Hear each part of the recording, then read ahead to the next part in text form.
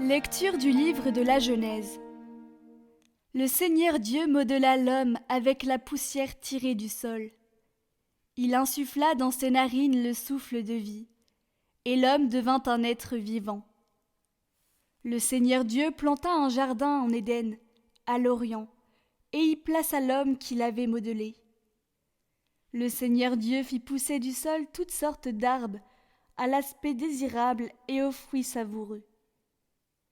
Il y avait aussi l'arbre de vie au milieu du jardin, et l'arbre de la connaissance du bien et du mal. Or, le serpent était le plus rusé de tous les animaux des champs que le Seigneur Dieu avait faits. Il dit à la femme : « Alors, Dieu vous a vraiment dit : vous ne mangerez d'aucun arbre du jardin ? » La femme répondit au serpent : « Nous mangeons les fruits des arbres du jardin. Mais pour le fruit de l'arbre qui est au milieu du jardin, Dieu a dit : vous n'en mangerez pas, vous n'y toucherez pas, sinon vous mourrez. Le serpent dit à la femme : pas du tout, vous ne mourrez pas. Mais Dieu sait que, le jour où vous en mangerez, vos yeux s'ouvriront, et vous serez comme des dieux, connaissant le bien et le mal. La femme s'aperçut que le fruit de l'arbre devait être savoureux, qu'il était agréable à regarder, et qu'il était désirable, cet arbre, puisqu'il donnait l'intelligence. Elle prit de son fruit et en mangea. Elle en donna aussi à son mari, et il en mangea. Alors leurs yeux à tous deux s'ouvrirent, et ils se rendirent compte qu'ils étaient nus. Pitié, Seigneur, car nous avons péché. Pitié pour moi, mon Dieu, dans ton amour, selon ta grande miséricorde, efface mon péché. Lave-moi tout entier de ma faute, purifie-moi de mon offense. Oui, je connais mon péché, ma faute est toujours devant moi. Contre toi, et toi seul j'ai péché. Ce qui est mal à tes yeux, je l'ai fait. Crée en moi un cœur pur, ô mon Dieu, renouvelle et raffermis au fond de moi mon esprit. Ne me chasse pas loin de ta face. Ne me reprends pas ton esprit saint. Rends-moi la joie d'être sauvé, que l'esprit généreux me soutienne. Seigneur, ouvre mes lèvres, et ma bouche annoncera ta louange. Lecture de la lettre de saint Paul apôtre aux Romains. Frères, nous savons que par un seul homme, le péché est entré dans le monde, et que par le péché est venue la mort.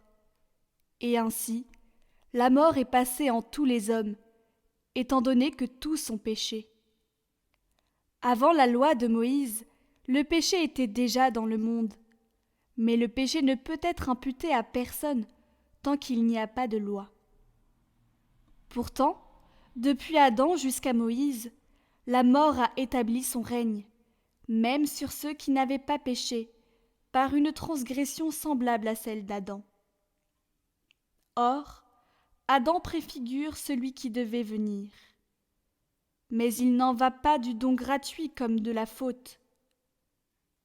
En effet, si la mort a frappé la multitude par la faute d'un seul, combien plus la grâce de Dieu s'est-elle répandue en abondance sur la multitude, cette grâce qui est donnée en un seul homme, Jésus-Christ.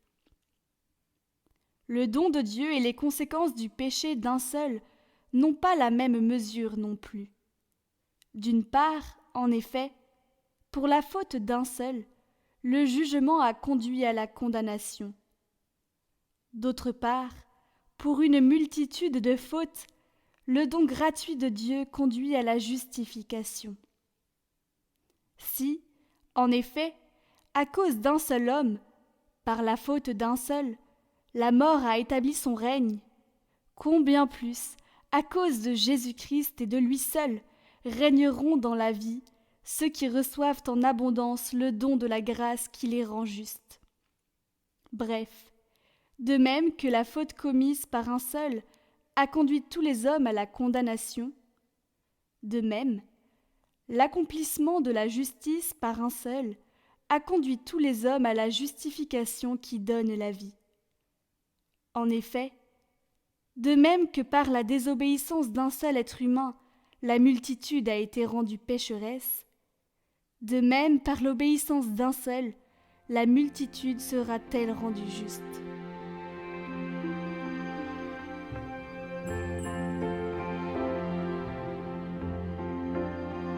Évangile de Jésus-Christ selon saint Matthieu. En ce temps-là, Jésus fut conduit au désert par l'Esprit pour être tenté par le diable. Après avoir jeûné 40 jours et 40 nuits, il eut faim.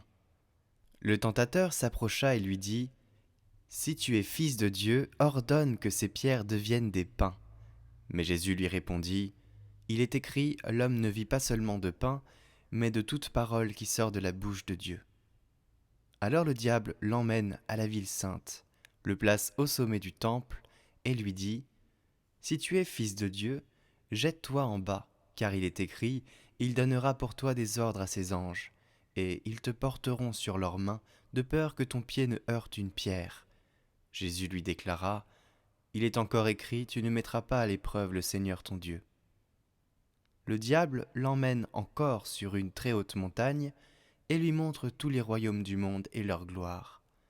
Il lui dit : « Tout cela, je te le donnerai, si, tombant à mes pieds, tu te prosternes devant moi. » Alors Jésus lui dit : « Arrière, Satan, car il est écrit, c'est le Seigneur ton Dieu que tu adoreras, à lui seul tu rendras un culte. » Alors le diable le quitte, et voici que des anges s'approchèrent, et ils le servaient.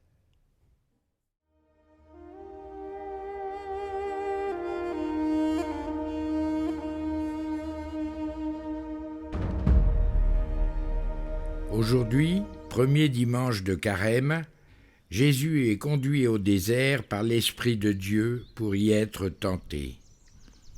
Il n'était pas allé à la recherche de la tentation, mais il voulait être seul, méditer sa mission et son œuvre, et se préparer par le jeûne et la prière au combat contre le mal.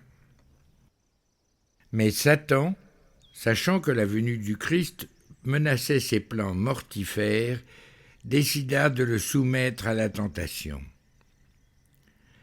Sachant que notre cœur avait revêtu notre humanité avec tous ses dangers, il voulut le prendre là où tout homme est le plus vulnérable. En effet, après 40 jours de jeûne et de prière, le Sauveur était affaibli et amaigri par la faim et la soif. Mais grâce à la parole de Dieu, il détourna les pièges de l'ennemi. Il refusa de mettre Dieu à l'épreuve et renonça à l'idolâtrie. Frères et sœurs, en ce début de Carême, nous ne sommes pas seuls. C'est poussé par l'Esprit Saint que nous y entrons. Comme face à Jésus, le tentateur se présentera à nous en ange de lumière, celui qui vient à notre secours quand nous déclinons. Jésus lui a posé les paroles de l'Écriture.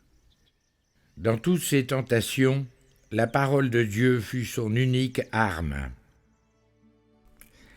Arme-toi donc de la parole de Dieu et médite au moins un passage de l'Écriture chaque jour pour ne pas entrer en tentation.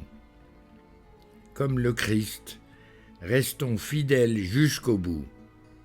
Dieu vous bénisse. Viens, Esprit de Dieu, et nous serons humbles et pauvres. Viens nous apprêter à hériter de ton royaume. Viens nous fortifier dans la douleur et dans l'épreuve. Viens nous abreuver de ton eau vive.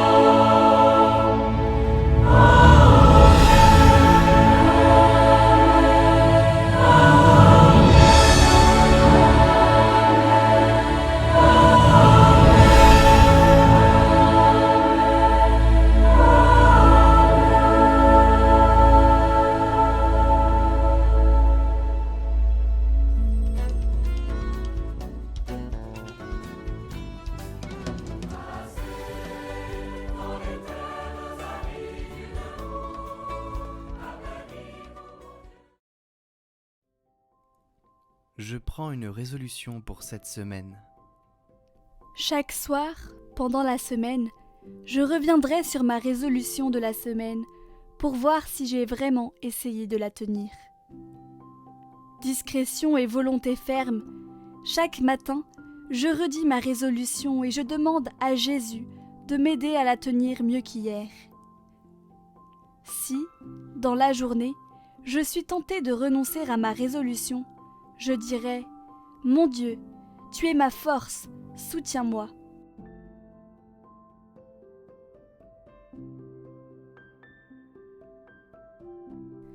Jésus, tu es ma force, aide-moi à résister aux tentations.